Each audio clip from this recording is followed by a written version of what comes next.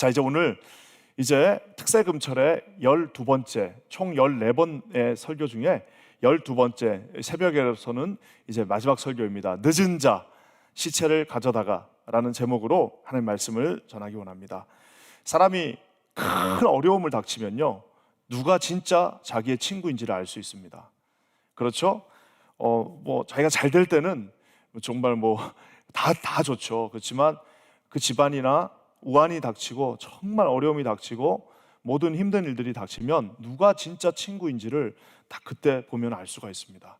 교회도 마찬가지죠. 고난이 닥치고 어려움이 올 때 정말 누가 교회를 진심으로 사랑하는 사람인가를 알 수 있습니다.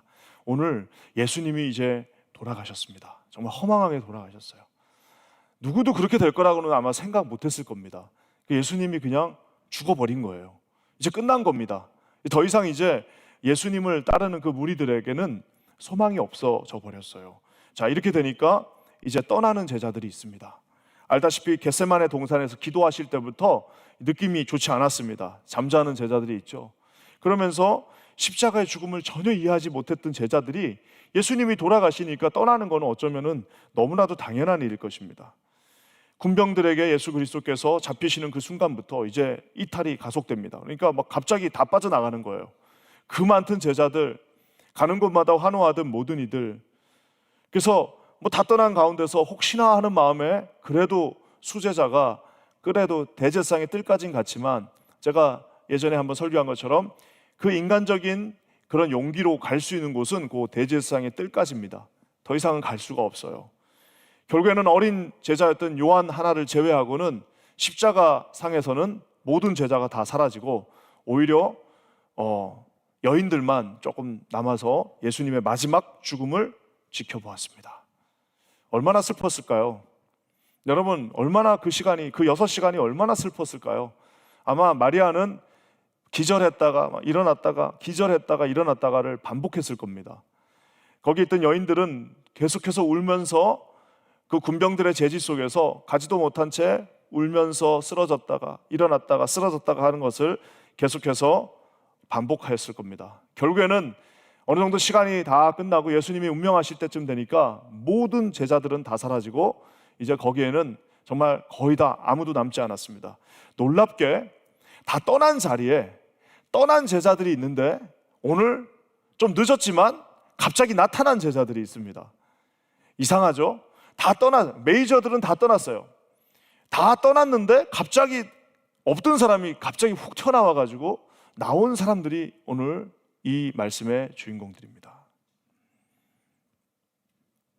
가만히 놔두면 로마의 법에 의해서 데려갈 시체가 없으면 그저 끌어다가 아골골짜기에다가 갖다 던지든, 그러면 그래서 어떤 자유주의 신학자는 예수님의 시체는 개가 뜯어먹었다고 하는 그런 블라스포미한 정말 저주스러운 말을 하는 학자들도 있습니다. 끌어다가 갖다 던져버리면 들개들이 와서 먹는 거잖아요. 하지만 오늘 갑작스럽게, 평소에는 이렇게 도드라지지 않았는데 그리고 갑작스럽게 아무런 의미가 없는 사람들이었는데 가장 예수님이 필요할 때, 예수님의 마지막 예언을 이루어야 하는 그 시기에, 그리고 평소에는 그 사람들은 예수님 옆에 갈 수도 없어요. 이런 보통 이제 이런 분들을 인트로버트하다고 그러죠. 약간 내성적이고 조용하신 분들은 그 앞에 갈 수도 없어요. 사실은 가는 사람 다 따로 정해져 있잖아요. 말 많고 이런 사람들이 그 앞에 예수님 옆에 둘러싸서 늘 예수님과 같이 하고 적극적인 사람들이 그거 있어서 옆에 갈 수 없었지만 갑자기 어떻게 됐습니까? 다 사라지고 아무도 없어요. 이제 아무도 없어요. 거기에 갑자기 2명이 나타납니다. 존재감 제로였던, 어쩌면 성경에서 이 2분은 굉장히 네거티브하게 항상 나왔던 분들인데 이 2분이 오늘 등장하면서 제목을 저는 늦은 자, 늦었지만 가장 빠른 자, 늦었지만 먼저 됐지만 나중된 사람이 있는 반면에 나중됐지만 가장 먼저 된, 하나님께서 기뻐하시는 2 사람, 여러분 오늘 한번 살펴봤으면 좋겠습니다. 첫 번째는 우리 아리마대 사람 요셉이었습니다. 38절 말씀 한번 볼까요? 다 같이 읽겠습니다. 시작. 아리마대 사람 요셉은 예수의 제자이나 유대인이 두려워 그것을 숨기더니 2일 후에 빌라도에게 예수의 시체를 가져가기를 구하매 빌라도가 허락하는지라 이에 가서 예수의 시체를 가져가니라. 이 아리마대 사람 요셉은 지금으로 치면은 이제 고위 공직자입니다. 무슨 한 국회의원 정도, 상원의원 정도는 아니어도 한 상원 정도 되겠네요, 우리로 치면. 근데 정말 고위 공직자인데 부자였고 마태복음에는 그가 존귀한 자라고 표현까지 합니다. 근데 저기에 놀라운 표현이 하나 있어요. 그건 뭐냐면은 예수님의 제자이나 유대인이 두려워 숨겼다라고 얘기하고 있습니다. 그러니까 평상시에는 어땠던 거예요? 자기가 이제 예수님의 제자인 건 맞아요. 어떻게 제자가 됐는지는 알 수 없습니다. 아마 예수님의 그 가르침 하나에 꽂혔거나 아니면 예수님이 기적을 베푸는 그 순간에 어쩔 수 없이 이렇게 지나가다가 보고 놀라셨거나 아니면 예수님이 유대인들 대제사장들과 논쟁하는 그곳에서 예수님의 그 놀라운 모습을 보고 그가 제자가 되기로 결정했어요. 하지만 단서가 있습니다. 제자가 되기에는 너무 가진 게 많아요. 그러니까 제자가 되기에는 너무 잃어버릴 게 많아요. 고위 공직자에다가 무슨 부자에다가 당시 모든 그 권력을 가지고 있었기 때문에 자기가 제자인 것을 밝히는 순간 이거를 내놓을 각오를 해야 되는 겁니다. 그러니까 어떻게 되는 거예요? 평소에 그냥 다 숨기고 있었던 거예요. 그냥 우리도 치면은 우리도 이런 분들 많습니다. 식당에서 기도할 때 식판 들고 이렇게 가면서 기도하시는 분이 있어요. 이렇게 앉으면서 기도합니다. 왜냐하면은 이렇게 식판 딱 놓고 기도하기에는 사람들은 좀 약간 어색하고 창피하고 이러니까 이 식판 들고 가다가 기도하는 분이 있어요. 다 같이 회사에서 회식하고 이러면은 기도하기가 멋쩍으니까 그냥 이렇게 콜라잔 떠들면서 기도하시는 분들도 있어요. 왜냐하면은 그게 좀 어색한 겁니다. 이해는 됩니다. 하지만 오늘 이 마치 제자처럼 혼자 어쩌면은 누구한테 밝히기 싫고 그냥 조용하게 믿고 싶은 거예요. 그냥 이분의 성품입니다. 그냥 적극적이지 않은 거예요. 그냥 따라다니는 사람보다는 그냥 뒤에서 이렇게 하면서 또 자기 생활은 그대로 유지하면서 하고 싶은 그 마음이 있었습니다. 하지만 놀랍게도 오늘 이 제자가 갑작스럽게 예수님의 죽음을 보고 말 그대로 제2의 회심을 합니다. 그러면서 지금 사실 있던 제자들도 도망가야 될 판인데 이 사람은 갑자기 빌라도 앞에 가서 그 시체를 달라고 합니다. 대단한 용기죠. 정말 대단한 용기입니다. 그 시체를 나한테 주십시오 하고 그 시체를 가져다가 이제 말 그대로 자기가 그 시체의 장사를 이제 지내게 됩니다. 그러니까 이제 예수님의 뭐라고 할까요? 장례를 이제 치르는 그 놀라운 일들을 감당하게 됩니다. 여기 보면은 참 또 이 성경에 재밌는 단어 하나가 나옵니다. 저기에 세 번째 줄에 빌라도에게 예수의 시체를 가져다가 그리고 예수의 시체를 가져갔다라고 얘기하고 있습니다. 영어에는 그냥 took away, take away라고 돼 있는데 와 갑자기 또 생각나는 거 있으시죠? 며칠 전에 take away, 가져갔다. 이게 요한은 마치 멋있는 예술가가 그 하나의 어떤 작품을 직공할 때 전체를 다 보면서 요즘 이제 우리 한국 영화나 드라마도 그렇죠. 이 클리셰가 장난이 아닙니다. 모든 복선이 다 깔려 있어요. 그래서 나중에 볼 때는 모르는데 다 보고 나서 한 번 더 보면 모든 게 다 연결되어 있습니다. 제가 얼마 전에 설교했던 그 내용처럼 보라 하나님의 어떤 어린 양이에요? 세상 죄를 took away, take away 하고 있는 세상의 모든 죄를 가져가고 있는 어린 양을 보라라고 요한복음 1장 29절에 요한이 말했습니다. 세례 요한의 말을 이제 요한 사도가 말한 겁니다. 보라, 세상 죄를 가져가고 있는 어린 양을 보라라고 얘기했습니다. 두 번째, 또 어디서 나왔어요? 유대인들이 아무것도 모르게 가져가시오, 가져가시오, 십자가에서 가져가시오, take away, take away. 십자가에 죽이시오라는 의미였지만 요한의 입에는 그게 뭐예요? 우리 죄를 짊어지소서라고 하는 적군의 입을 통하여 본인이 하고 싶은 말을 하고 있는 요한의 모습을 봅니다. 물론 그 일은 사실입니다. 하나님의 뜻 안에서 다 이루어진 일들인데 요한이 그것을 정확하게 캐치해가지고 같은 단어들을 배합해가지고 나왔는데 세상의 마지막에 빌라도에 가서 예수의 시체를 가져가겠다. I took away.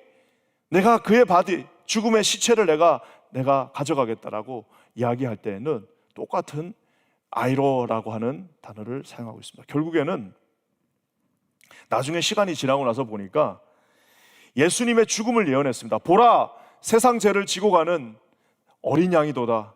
예수님의 죽음을 예언했던 그 장면에서도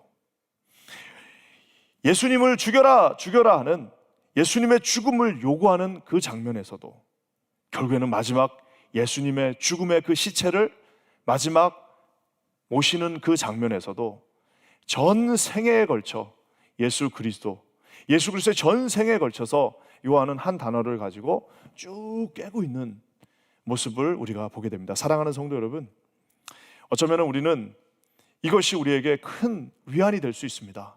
그것은 뭐냐면은 우리의 삶은 하나님의 말씀을 응하게 하려고 하는 삶입니다. 우리의 삶은 하나님께서 주관하는 자가 되어서 처음부터 끝까지 모든 것들을 주님이 주관하고 계십니다.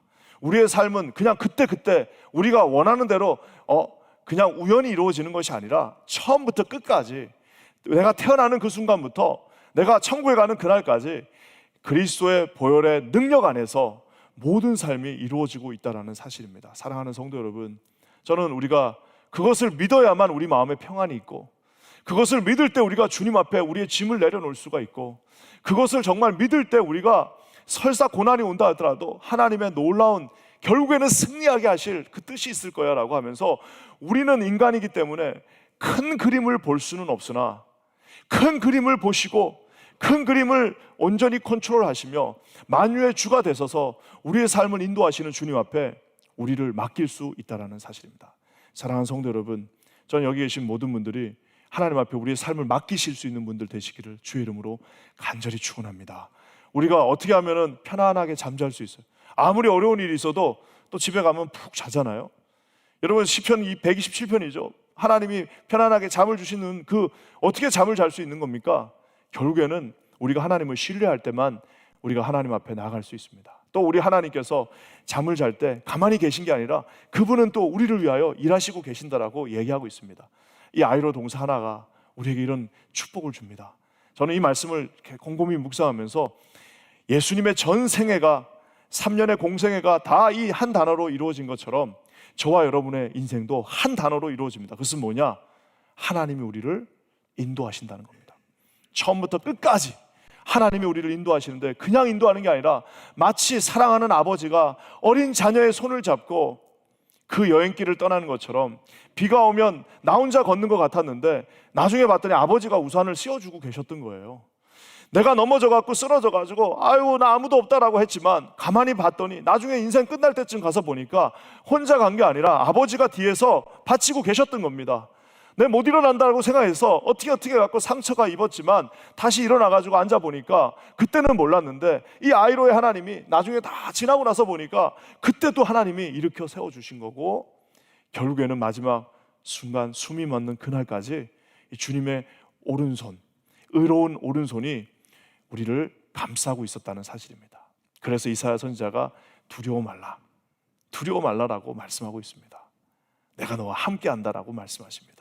놀라지도 말라, 내가 너의 의로운 오른손이 된다라고 말씀하고 계십니다. 사랑하는 성도 여러분, 오늘 이 귀한 하나님을 신뢰하시고 믿으시는 저와 여러분 되시기를 주의 이름으로 간절히 축원합니다.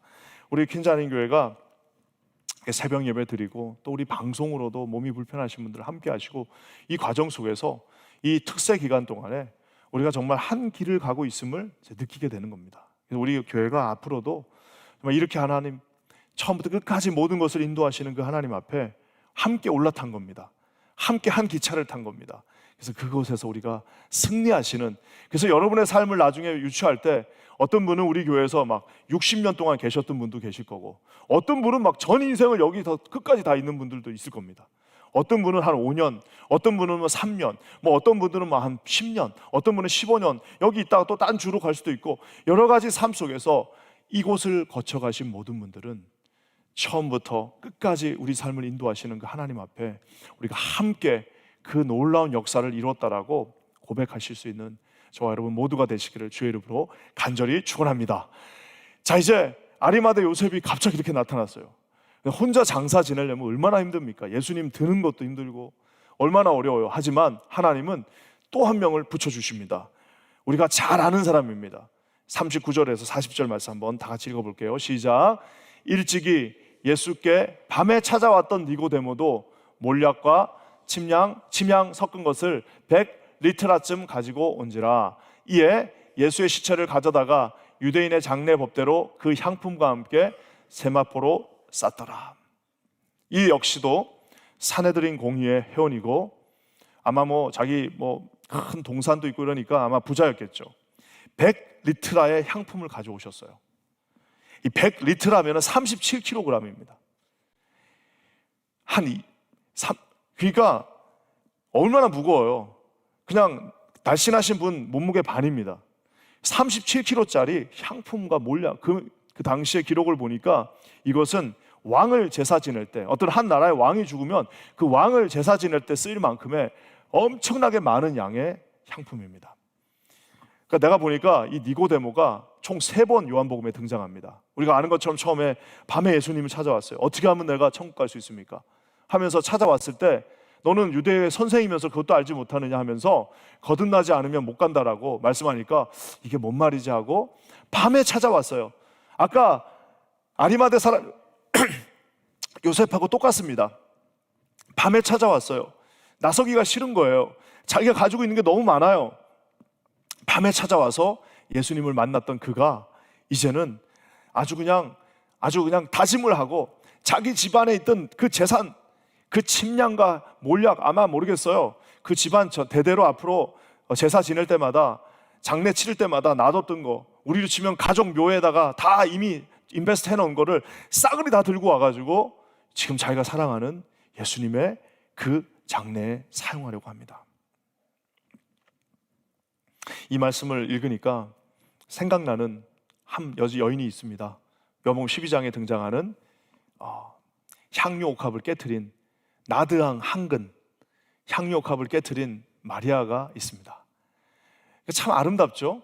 마리아는 예수님이 돌아가시기 전에 미리 한번 뿌리고, 지금 이 니고데모는 예수님이 돌아가셨을 때에 그 나라가 더우니까 금방 부패합니다. 부패하면 금방 냄새가 막 썩은 내가 나겠죠. 그것을 방지하기 위해 자기가 가지고 있던 제일 멋진 세마포 하나, 자기가 가져올 수 있는 가장 아름다운 세마포 하나 가져오고, 빨리 말해가지고 동산에 있는 아무도 사용하지 않은 좋은 묘 하나, 그리고 37kg의 향품을 가져와서 거기다가 다 한 30g만 써도 될 거를 그 앞에다가 가져다 놓습니다. 어떤 신학자는 마리아의 나드 향이 1년치 연봉이었다면 아마 이 100리트라의 37kg의 향품은 아마 100년치 연봉이었을 수도 있을 거다.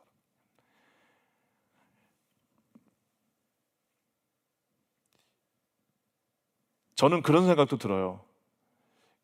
그러니까 예수님 앞에 이 마리아와 이 니고데모는 그들의 인생에서 가장 감사한 것과 가장 후회되는 것이 있을 겁니다. 가장 감사한 것은 오늘 자기가 하나님 앞에 이렇게 가져와서 하나님 앞에 부었다는 거예요. 적시타죠, 일종의. 야구로 치면 가장 필요할 때, 감독의 그냥 입이 침이 마를 때 나와가지고 딱 쳐주는 그 선수가 있습니다.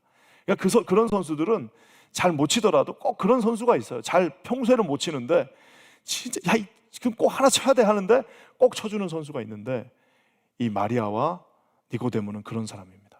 그 자기들의 인생에서 제일 잘한 일은 그날 갔다가 향유를 뿌은 거예요. 근데 가장 후회되는 일이 있을 겁니다. 그것은 뭐예요? 그때 집에 사실은 70kg 있었는데 다 갖다 불 걸 하는 생각도 아마 들 겁니다. 여러분, 오늘 이 두 사람, 놀랍게도 아리마대 요셉과 니고데모가 둘 다 약간 내성적인 사람, 너무 잃을 게 많아가지고 용기가 없던 사람, 어쩌면 예수님의 죽음 앞에서 무기력했던 한 사람이었지만 갑자기 전면으로 등장하면서 가장 중요한 순간에, 여러분 이렇게 해서 만약 예수님이 돌아가셨는데 새에 뜯기고 개가 와가지고 물어보고 이래버리면 얼마나 그게 정말 저주스럽습니까? 하지만 마지막 왕의 모습으로 우리 하나님은 예수님을 장사 지내게 하십니다. 저는 이 장면을 묵상하면서 이 두 사람은 어떻게 갑자기 이런 마음을 가지게 되었을까라는 생각도 하게 되었습니다. 곰곰이 묵상하니까 두 가지 마음을 하나님 주셨습니다. 하나는 뭐냐면 인간적으로 예수님께 너무 감동한 겁니다. 예수님이 돌아가시는 그 과정을 같이 이제 그 대제사장들과 함께 산헤드린 공의회니까 쭉 지켜보는 겁니다. 한마디 말씀도 하지 아니하시고 죽음 앞에서 당당하시며 빌라도에게 대답하시고 유대인들에게 마지막 죽는 그 순간까지 교기한 삶을 사신 예수님의 그 모습에 한없는 감동을 가지게 돼서 인간적인 면에 감동받은 거예요. 그렇지만 여러분, 인간적으로 감동받았다고 해서 지금 저 두 사람은 이제 저렇게 했기 때문에 앞으로 저 두 사람은 자기들이 가지고 있는 것들을 지킬 수가 없습니다. 앞으로 저 두 사람은 그래서 나중에 어떻게 됐다고는 알 수 없지만 예수님의 제자가 되었고 결국에는 순교하는 거 아니에요. 예수님의 제자들은 다 순교했어요. 정말 이 사도 요한을 제외한 대부분의 예수님의 초기 제자들은 순교의 제물이 되고 피의 제물이 되었는데 저 두 사람도 결국에는 산헤드린 공의의 모든 것들, 어떻게 그것을 이제 양립할 수 있겠습니까? 소문이 다 났을 텐데 결국에는 저들의 삶도 결국에는 예수 그리스도를 쫓아가는 삶이 됐는데 인간적으로 감동받았다고 해서 그렇게 할 수 없습니다. 자, 그렇다면 두 번째 이유는 뭐냐? 결국에는 신앙적 확신입니다. 저는 이거 확신합니다. 왜 그러느냐? 여러분, 이 사람들은 산헤드린 공의의 사람들입니다. 가장 지식이 많던 사람들입니다. 율법을 창세기부터 모세오경을 다 달달달달달 외우고 있는 사람들입니다. 이사야의 말씀 다 외우고 있습니다. 시편의 말씀 다 외우고 있습니다. 다 외웠던 그 말씀, 자신들이 오실 메시아라고 하면서 기다리고 있던 그 말씀이 하나도 빠짐없이, 심지어 나귀를 타고 온다는 그 말씀까지, 베들레헴에서 태어나신, 결국에는 갈릴리에서 사역하시다가 결국에는 아바 아버지 어찌하여 나를 버리시나이까, 엘리 엘리 라마 사막다니를 하면서 시편 22편의 말씀이 그대로 생각나면서 아니 이거 어떻게 된 거지? 예수님의 모든 예언들, 뼈가 부러지지 아니할 것이며 창에 찔릴 것이며 하는 그 모든 예언들을 자기가 알고 있던, 그냥 자기가 읽어서 외웠던 말씀이 지금 살아계신 예수님이 죽으시는 과정을 보면서 다시 살아나면서 그들은 확신하게 되었을 겁니다. 저 사람이 메시아구나. 여러분, 저분이 메시아가 아닌데 어떻게 인간적으로 좋다고 자기가 갖고 있는 걸 다 포기하면서 저런 용감한 행동을 할 수 있겠습니까? 저분은 메시아이구나라는 것을 어렴풋이 느꼈을 것입니다. 특별히 이사야 53장 5절과 6절이 이렇게 말합니다. 한번 다 같이 읽어볼까요? 시작. 그가 찔림은 우리의 허물 때문이요 그가 상함은 우리의 죄악 때문이라. 그가 징계를 받음으로 우리는 평화를 누리고 그가 채찍에 맞음으로 우리는 나음을 받았도다. 우리는 다 양 같아서 그릇 행하여 각기 제 길로 갔거늘 여호와께서는 우리 모두의 죄악을 그에게 담당시키셨도다. 여호와께서 우리 모두의 죄악을 그에게 담당시키셨다. 이사야의 저 말씀, 하나님께서 주신 그 율법의 말씀들이 하나도 빠짐없이 응하여지는 모습을 보고 저분들 아마 결정했을 겁니다. 저 사람이 그냥 분이 아니시구나라는 것을 결정하게 되었을 것입니다. 사랑하는 성도 여러분, 결국에는 다시 돌아온 제자들도 귀하고 나중에 또 순교의 제물이 되는 베드로도 중요하고 다 중요하지만 저는 이 아리마대 사람 요셉과 니고데모의 삶을 보면서 참 묵직한 감동을 받습니다. 저런 사람들이 묵직한 사람들입니다. 묵직한 사람들. 아마 저 사람들은 끝나고 나서도 자기가 저렇게 했다라는 거 잘 이야기도 안 했을 겁니다. 요한이 아마 이제 기록하는 과정에서 결국에는 다 알려졌겠죠. 묵직한 사람들이 있습니다. 묵직한 겁니다. 예수님이 순환 받으시는 그 순간을 지켜보고 자기가 가지고 있는 그 묵직한 자기 삶의 모든 베네핏들을 예수님의 발 앞에, 그리고 그 행동을 함으로 이것을 다 잃어버리지만 자기는 예수님이 이제 내 삶의 메시아라는 것을 깨달았다는 것입니다. 사랑하는 성도 여러분, 오늘 말씀을 마무리하면서 우리가 지금까지 지켜본 것처럼 대제사장들은 유월절 잔치에 밥을 먹기 위해서 그 손이 부정하지 않기 위해서 예수님을 빨리 죽여달라고 했습니다. 그러면서 이제 가서 맛있게 먹었겠죠? 가벼운 사람들입니다. 맛있게 그냥 손 깨끗하네. 저 저주가 사라지고 그래도 안식일 전에 해가 지기 전에 시체 치웠으니까 맛있게 어린 양 먹어야지 했던 사람들이 99.9%였습니다. 오늘 이 두 사람은 유대 율법에 의하면 시체를 만지면 7일 동안 부정한 자가 됩니다. 이제 유월절 잔치에 무교절 잔치에 참석할 수가 없습니다.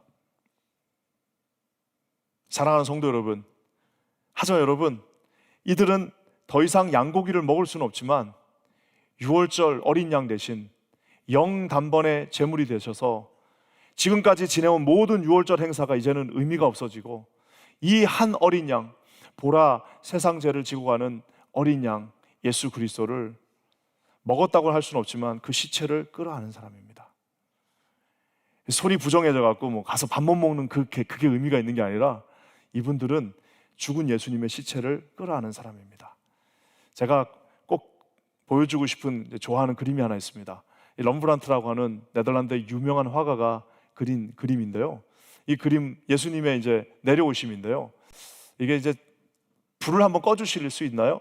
이게 아마 잘 안 보이실 텐데요. 예수님이 이제 십자가에서 이렇게 내려오고 계십니다. 보이시죠? 예수님이 십자가에서 이렇게 내려오고 계셔요. 이제 보통 우리가 예수님이 십자가에 달린 그림은 많습니다. 못 박히는 그림도 많은데요, 저렇게 내려오는 그림은 별로 없습니다. 럼브란트가 정말 그걸 잘 보고 그린 거예요. 근데 저 예수님이 십자가에 내려오는데, 그래서 저 밑에는 이제 세마포가 준비되어 있고, 저기에 이제 오른쪽에 보면 쓰러진 여인 있죠? 저게 이제 마리아입니다. 자, 근데 자세히 보시면 여기에 요분 보이시죠? 예수님을 이렇게 끌어안고 있는 사람, 조금 확대해 보실래요? 예수님을 지금 끌어안고 있습니다. 힘이 아무것도 없어요. 예수님이 지금 이제 죽으셨기 때문에, 예수님이 이제 시체가 되셔서 힘이 아무것도 없는데, 예수님을 지금 끌어안고 있는 저 진지한 표정을 한번 보십시오.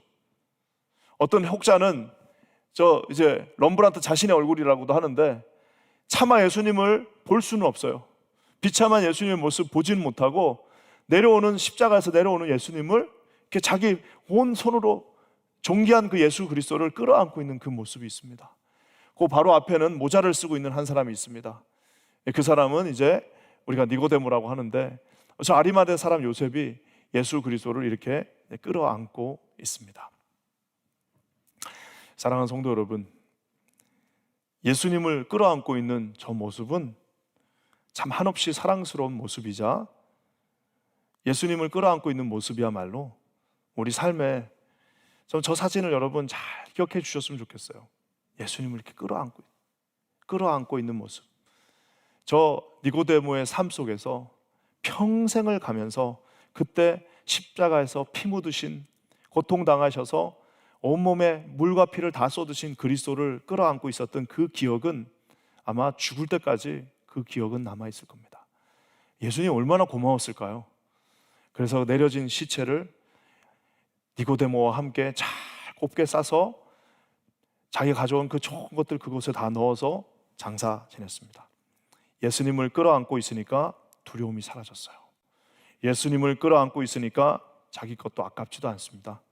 예수님을 끌어안고 있으니까 이제 주님이 나의 주인이 되신 겁니다. 그리고 이제 곧 부활하신 그 주님은, 우리가 예수님 끌어안았다고 생각했는데, 우리가 예수님을 끌어안은 게 아니라 이제 메시아 되신 왕으로 오신 주님은 저와 여러분을 끌어안고 끝까지 우리의 삶을 인도하시고 승리로 우리를 붙잡아 주십니다. 사랑하는 성도 여러분, 이분이 우리의 예수님이십니다. 저는 여기 계신 모든 성도님들이 이 이제 부활의 아침을 바라보시면서 끝까지 예수님 끌어안고 여러분 승리하시는 저와 여러분 되시기를 주의 이름으로 간절히 축원합니다. 떠나버린 제자들 얼마나 나중에 아쉬웠을까요? 끌어안은 예수님, 십자가에서 내려오신 예수님, 장사 지낸 예수님, 그 소중한 예수님을 끌어안으시고 끝까지, 저 표정을 잘 보세요. 슬프지만 진지한 표정, 나 끝까지 예수님을 동행하겠다라고 하는 그 각오의 표정을 보시면서 우리 킨자한인교회 모든 성도님들 이 특세금초를 통하여서 오늘 하루 승리하시기를 주의 이름으로 간절히 축원합니다. 그리스도의 은혜가 여러분과 함께 하실 겁니다. 우리 시간에 함께 제가 여러분을 위해서 한번 우리 기도하겠습니다. 우리 다 같이 한번 일어나 주실래요? 우리 다 같이 제가 함께 먼저 기도하겠습니다. 살아계신 주님, 진심으로 감사합니다. 성령께서 우리를 지난 2주 동안 함께 한 배에 타게 하시고, 아버지 하나님 우리에게 새 생명과 삶의 말씀들을 주시고, 요한복음 18장과 19장 예수 그리스도의 고난의 그 모든 순간순간을 목격자가 되어서 옆에 서게 하심을 진심으로 감사합니다. 아버지 하나님, 오늘 이 두 명의 늦은 자들, 비록 늦게 왔으나 가장 소중한 일들을 감당했던 예수 그리스도의 두 제자들의 모습을 보고 아버지 하나님, 이 모습이 우리의 삶의 모습이 되게 하여 주시옵소서. 마지막 순간까지 우리 사랑하는 성도들 그리스도를 끌어안고 끝까지 승리하는 거룩한 인생들 되게 하여 주시옵소서. 주님이 오시는 그날까지, 우리가 주의 품에 안기는 그날까지 예수 그리스도를 끌어안고 아버지 하나님, 우리의 오른팔 대신 주님 앞에 날마다 승리하며 나는 거룩한 인생들 되게 하여 주시옵소서. 놀라운 일을 이루실 주를 찬송하며 예수님의 이름으로 간절히 기도합니다.